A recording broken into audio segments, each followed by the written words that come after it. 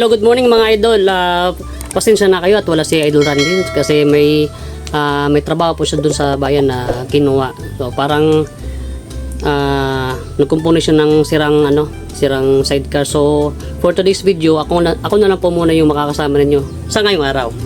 Well, yung lulutuin po natin ngayon ay pangkaraniwang luto lang po. Hindi naman to pang malakasan, pero gusto ko lang i-share po sa inyo yung kadalasan ko pong ginagawa sa mga leftover ng mga piniritong isda. So, ito po. Since nakaunti lang po yung natirang pinirito, so at lima pa kami dito sa loob ng bahay. So parang kulang.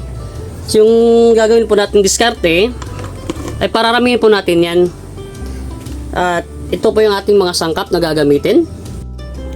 Ito po, may mga leftover po tayong pinirito dyan.